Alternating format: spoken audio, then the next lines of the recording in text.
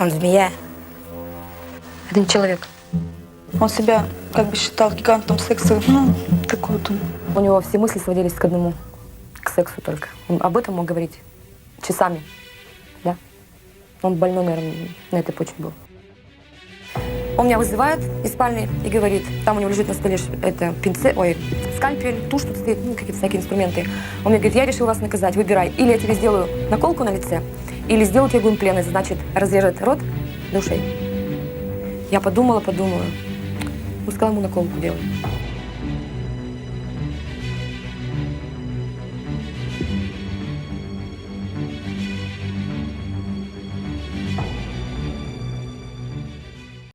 In the small Russian town of Vyatsky Polyani, people still speak in hushed tones about the horrors that once unfolded there. Articles are written, documentaries filmed, in Russian, English, even Japanese, all trying to make sense of the nightmare. Between 1995 and the late 1990s, a man who looked ordinary on the outside hid the mind of a predator. His name was Alexander Komin. His obsession? To create his own underground slave farm. Deep beneath the ground, Komin built a hidden bunker. In it, he kept 4 women and 2 men chained like animals, forcing them to work up to 16 hours a day. But it wasn't just their labor he craved. It was the cruelty. He poisoned some. He executed others in an improvised electric chair. And he dreamed of a subterranean kingdom where his female captives would bear him hundreds of children. A new generation of slaves, born into darkness. To this day, Komin is remembered as one of the most sadistic, manipulative, and inventive killers of the 20th century. This is his story. Alexander Komin was born on July 15, 1953, in Vyatsky Polyani, Kirov Oblast, to a family of simple factory workers. In his childhood, he blended in with the other children. His grades were average, and he never showed any particular talents. After struggling through 8 years of school, Komin decided to quit. His teenage years quickly turned violent. One drunken brawl left 2 people badly injured, and Komin was sent to prison for hooliganism. There, behind bars, he met a man whose stories would shape his future. This cellmate once kept several homeless men captive, forcing them to paint icons and other artworks, which he then sold. It wasn't just the cruelty that fascinated Komin, it was the control, the exploitation. He filed those details away, quietly realizing that such a life appealed to him. When his sentence was over, the young man tried to adapt to civilian life. He took a job at a local sewing factory and became genuinely interested in tailoring. He even enrolled in a technical college, dreaming of becoming a fashion designer. But a diploma did not guarantee work. Komin drifted from job to job, electrician, handyman, until he met Alexander Mikheev, an engineer. One day, Komin shared with him a twisted idea. They could keep their own slaves. At first, the plan was to make them grow vegetables for sale. Later, he spoke of breeding black cats for their fur, to be turned into souvenirs. But soon, Komin's ambition shifted again. He wanted to build an underground workshop where his captives would sew clothes. Not in a shed or a garage, too risky, too easy to hear from outside, but in a fortified bunker. It took the 2 men 4 years to dig and build it. By late 1994, their creation was complete. 9 meters below the surface, 15 square meters in size, split into several rooms. A staircase led down, wired with high-voltage electricity, just in case the workers tried to escape. For soundproofing, they lined the walls with old mattresses. Inside, they installed beds, tables, sewing machines, and fabric. The recruitment could now begin. The search for their first captive was deliberate. Komin and Mikheev knew exactly what kind of woman they wanted. Someone isolated, vulnerable, with no close relatives to notice if she disappeared. On December 11th, 1994, fate delivered such a person. 30-year-old Vera Tolpayeva was walking through the cold streets of Vyatsky Polyani when she crossed paths with Mikheev. She asked him for a cigarette. He smiled, struck up a conversation, and suggested they share a drink. Vera agreed. They ended up in Komin's garage, a place she thought was just a casual drinking spot. She had no idea that beneath her feet lay a concrete tomb. After a few drinks, her vision blurred, her body heavy. When she woke up, she was no longer in the garage. The air was damp, the walls close. Komin and Mikheev stood over her, their voices calm but chilling. "You live here now," they told her. "You'll work, you'll sew. Do you understand, Vera? Her first reaction was to fight. She screamed, struggled, tried to push past them, but the men were stronger. To teach her obedience, Komin beat her with a rubber hose and heavy chains, raped her, and threatened her life. Within days, Vera was broken enough to stop resisting, at least outwardly, but she was no seamstress. No matter how many times Komin tried to teach her to use a sewing machine, the results were useless. Frustrated, Komin gave her an ultimatum. She would find someone else to take her place, or face consequences. In January 1995, Vera finally gave Komin a name. A woman she knew who could actually sew, Tatyana Melnikova. Komin went looking for her, but fate intervened in a cruel way. Outside Melnikova's home, he ran into someone from his own past, a former cellmate named Nikolai Malik. By coincidence, Malik was living with Melnikova. Komin put on a friendly face. "Let's have a drink for old times' sake," he suggested. Malik agreed and brought Tatyana along. In the garage, the three shared drinks. At some point, Tatyana's memory faded. She later recalled only fragments. Komin speaking in a voice she didn't recognize, the heavy taste of alcohol, the sensation of the room tilting. When she awoke, she was underground, chained with Vera standing nearby. Он мне говорит: "Ты меня не помнишь? Мы, говорит, с тобой вместе работали". Я говорю: "Я не помню". Он говорит: в таком-то году". Я говорю: "Я тебя не помню". Он говорит: "Ну давай, за знакомство выпьем немножко". Рюмка была налита уже. Время было без 10:08. Рюмочку я выпила, и я больше ничего не помню. Очнулась я уже внизу. Туда зашла, была толпа в этом. Он заходит, ее спрашивает: "Это?" Она говорит: "Это". И все. Malik, however, was a problem. He was a strong man, known for his drinking and unpredictability. Komin decided he was too dangerous to keep alive. The two captors stripped him down to his underwear, drove him to a field, and scattered his clothes to make it look as if he'd gone mad, stripped naked, and fallen asleep in the snow. Days later, passers-by found his frozen body. Police dismissed it as an accident, a drunk who had wandered into the cold. No one suspected murder. Meanwhile, Melnikova began to understand the reality of her new life. Komin beat her when she resisted, then forced her to sew clothing. She and Vera worked long hours in the dim light, making robes and undergarments. Food was scarce, mostly potatoes, coarse bread, boiled grain.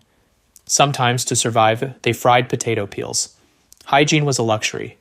Once a week, Komin lowered a canister of water into the bunker using a winch. The same container served for washing, cooking, and drinking. There was no bathroom, only a corner with paper and plastic bags that Komin would later haul out. The smell was suffocating. Вода у нас тоже была. Флягу на неделю нужно было и помыться как-то, и готовить. В туалет тоже мы ходили прямо там. Пошел в маленькую комнатку, расстелил бумагу, оправился. Это все заворачиваешь, ложишь в пакет. Пакет наполняется, его завязываешь. Может, он неделю там простоять. Смотря кто как ходил. Этот пакет он потом забирал и выносил наверх. Мочу выливали во флягу. Эта фляга стояла, может, неделю, может, две, может, больше. Все это копилось-то. Флягу выносили сами. Он поднимал на лебедке это все. By mid-1995, Komin and McKeith wanted to expand their business. More workers meant more profit. This time, they needed a man, someone who could handle heavy labor, transport goods, maybe even help expand the underground space. McKeith suggested a familiar face, a homeless man they both knew who drank heavily and had nowhere to go. Komin was given a description and went to find him at the local market. But he made a mistake. The man he brought back wasn't their acquaintance at all. It was 37-year-old Yevgeny Shishov. Shishov was strong, broad-shouldered, and as it turned out, a former paratrooper. Life had been hard on him. Too much alcohol, nowhere to live. But he was still physically capable. Komin lured him into the garage with promises of paid work. Shishov descended into the bunker willingly, unaware it would be the last staircase he would ever walk down. Once inside, Komin locked him in chains. During conversation, Shishov mentioned he was a skilled electrician, a fatal mistake. Komin realized that a man who could handle electrical wiring could also disable the high-voltage trap on the stairs and escape. The decision was instant. Komin bound him to a chair, allowed him to smoke one last cigarette, then wrapped bare electrical wires around his arm and leg. He turned to his captives. You, he said to the women, will finish this. Tatyana Melnikova refused, even under threat of death, but Vera Tolpayeva obeyed. She pressed the switch. The current hit Shishov with a violent jolt, killing him instantly. Мне нужен был помощник, торговать нужно было продукцией и копать. Вот. И эта Вера мне предложила, стала капать на мозга там, в общем. Давай, говорит, я тебе буду помогать работать вместе будем. Они, говорит, будут шить, а я буду торговать и все. И вот в это время появился Женя, мы привели его.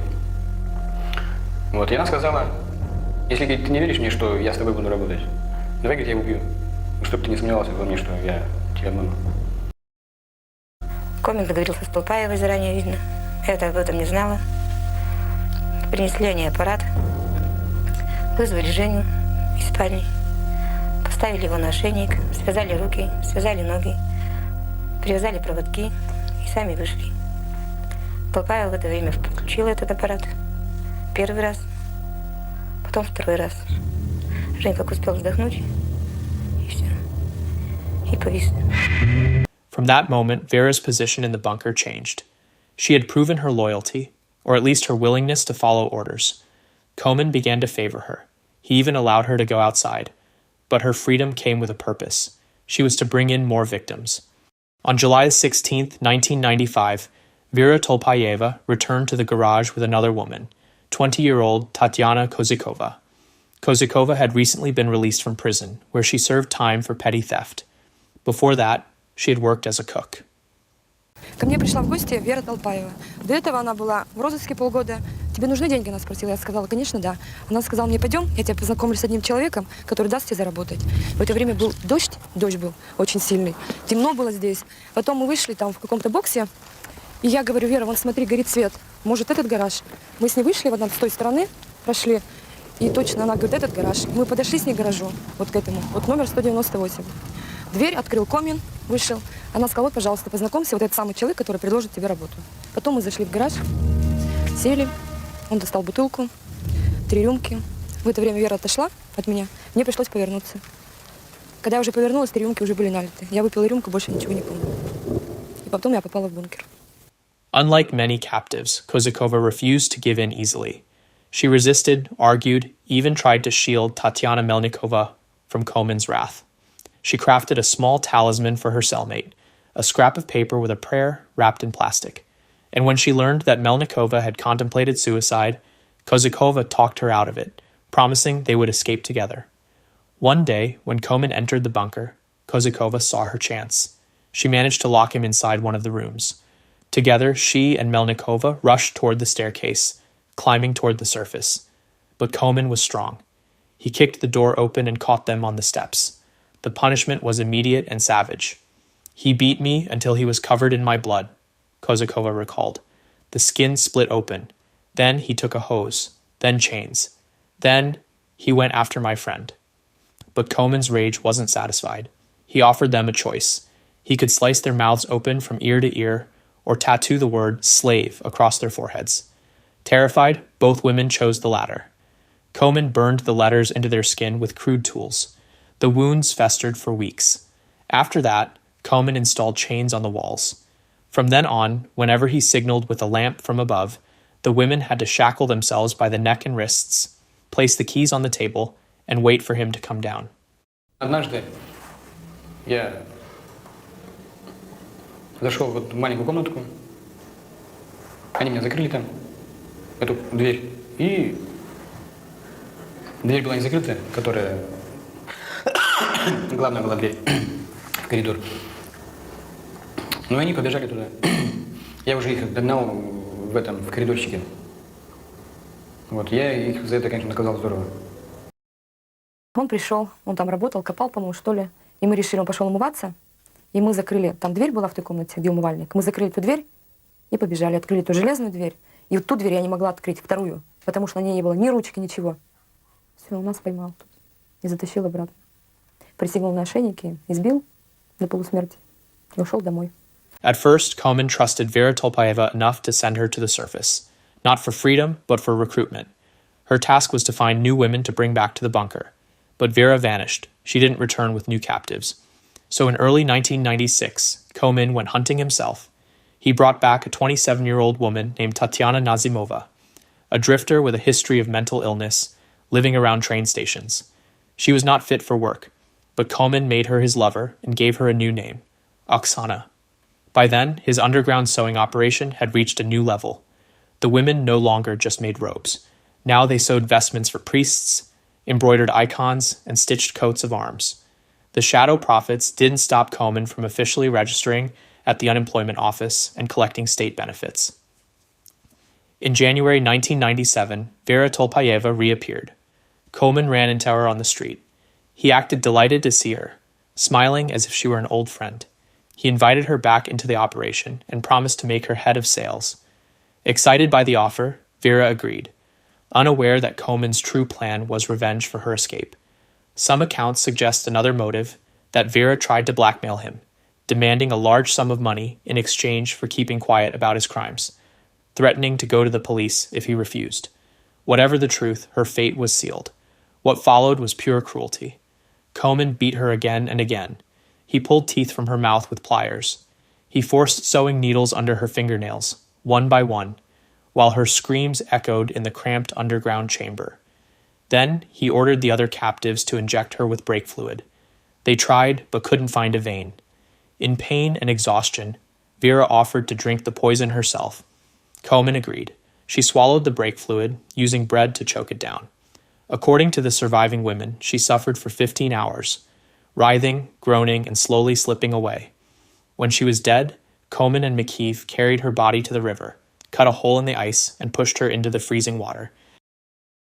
Комин пришел, сказал, что сегодня ты, Вера, умрешь. Она говорит, давай лучше я умру голодной смертью. Он говорит, нет, ты мне не нужна. На ошейник ее и на стол. Налили антифризу ей. Выпила. Мало ей стало. Потом еще налили. Она еще не умирает. Еще попросила. Она этот антифриз пила как компот какой-то, и хлебом закусила, и все ей. Потом где-то около 3, наверное, на ориентацию уже начала терять. В 5 поесть попросила. Петровна ей говорит, Вер, скажи что-нибудь, хоть прощения попросила. Нет. Вот без 5-9 умерла она. Мучилась. The next victim in Komin's underground reign of terror was his lover, Tatyana Nazimova. She had already been suffering from mental illness when she entered the bunker, but over time her body began to betray her as well. She developed leukemia. By the end of her year underground, she could no longer get out of bed. By mid-March 1997, Komin had decided to get rid of her, but another captive, Tatyana Kokova, tried to protect Nazimova.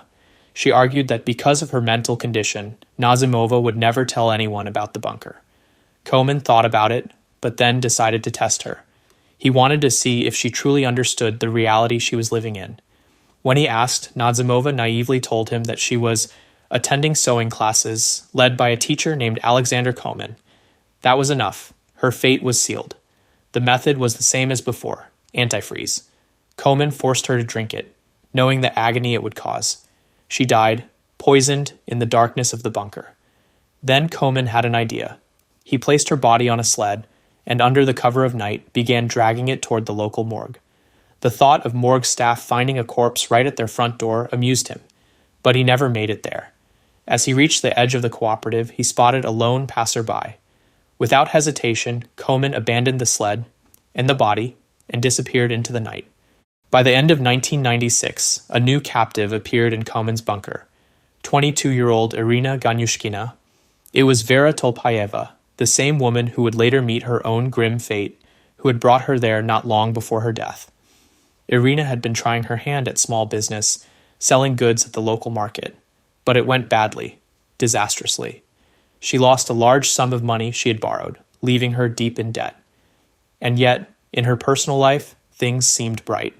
She was in love, and she and her boyfriend were planning to move in together. On the day that would seal her fate, Irina was on her way to see a rental apartment. The owner was her neighbor, Vera Tolpayeva. Hearing about Irina's debts, Vera offered what sounded like a lifeline. She could take Irina to a friend named Alexander Komin, who, she promised, would lend her the money she needed. But when they arrived, the meeting was nothing like what Irina expected.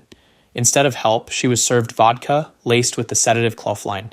The drug hit fast, Irina slipped into unconsciousness, and when she woke up, she was no longer free. She was in Komin's underground prison. Я очнулась, не могла понять, где я нахожусь. Сначала думала, в поезде еду. Вот потом встала, вышла, смотрю, там женщины эти сидят вот с татуировками. Ну, начала расспрашивать, где я.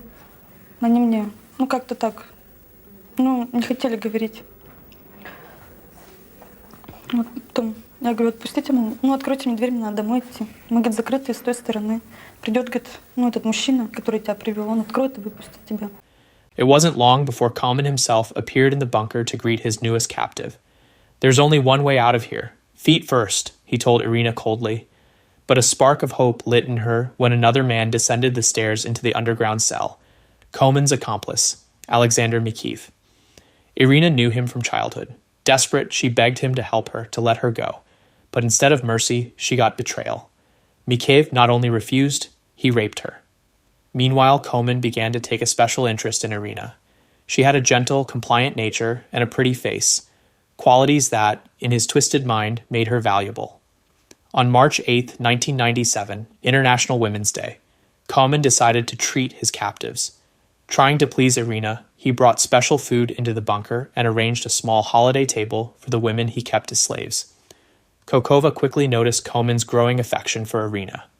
Once Komin had left the bunker, she pulled Irina aside and gave her advice. Be sweeter to him, act affectionate, make him lower his guard. Irina followed her fellow captives' advice. She began to show Komin little signs of attention, gentle words, a softer tone, even poetry she composed for him. Listening to those poems, he would burst into tears. Это продолжалось каждый день. Я говорю, что мы к этому до такой степени привыкли, нам уже было все равно. Мы знали, сейчас Саша придет, и они туда уйдут, и мы больше их долго не увидим. Весь рабочий день.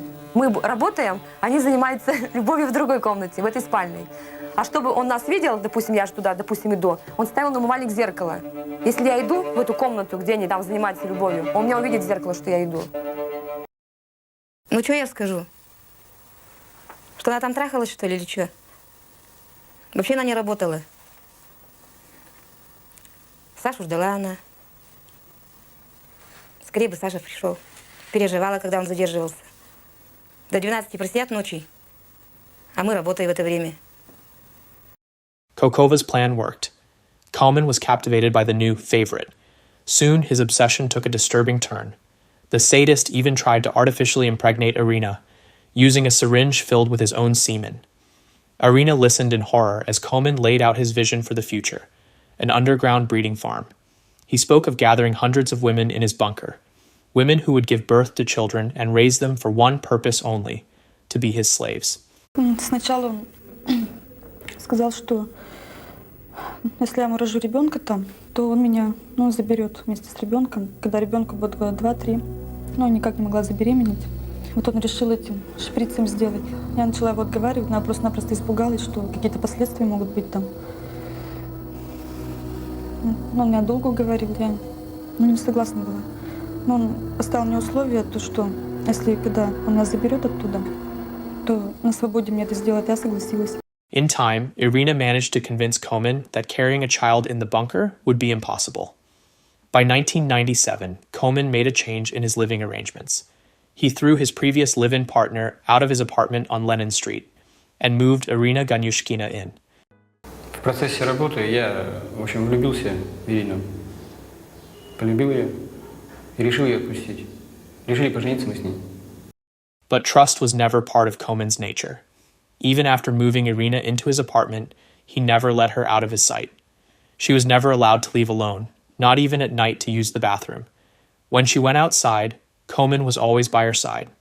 One day, while out walking together, they unexpectedly ran into Irina's parents. Her tormentor acted quickly, introducing himself as an electrician working at the local hospital. He even asked them, right there on the street, for their blessing to marry their daughter. Her mother and father, suspecting nothing, gave their consent, unaware that at that very moment a sharpened shank was pressed into their daughter's side. Komin feared she might cry out. Sometime later, Komin forced Irina to bring her 2-year-old daughter, Nastya, a child from a previous relationship, to live with them. Irina quickly realized the truth. The little girl would be used as a hostage, a living chain to make any escape impossible. but fate played out differently. On July 21st, 1997, Komin allowed Irina to take the child to a pediatrician, alone. He had errands to run that day, and for the first time, she would be without him.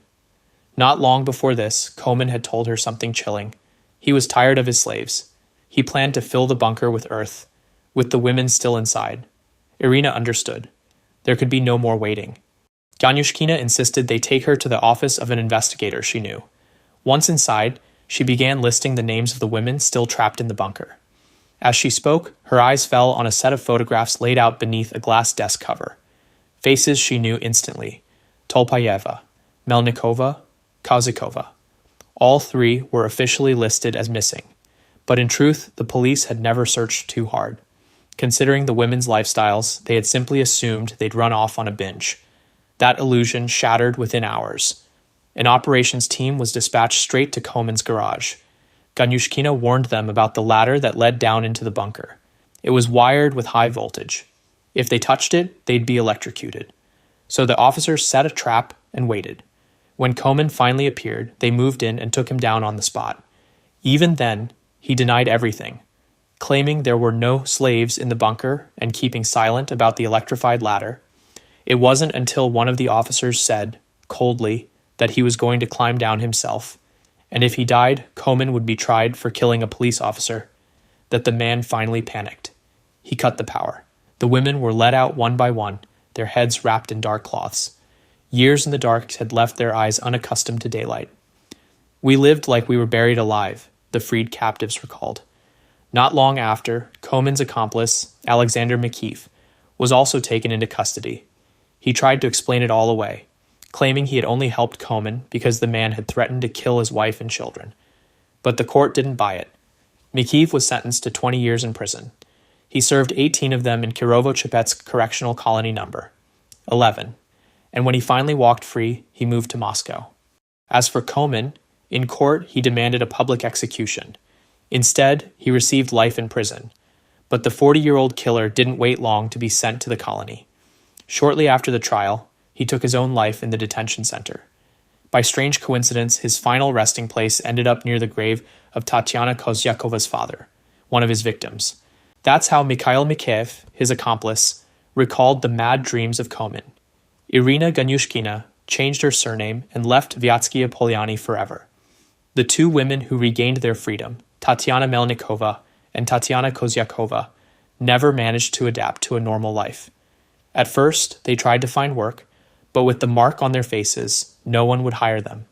They were forced to search for food in garbage dumps. For nearly 7 years, the two Tatyanas lived like this, until both died from heart failure. That's all for now. If you found this video compelling, consider leaving a like and subscribing. See you in the next one.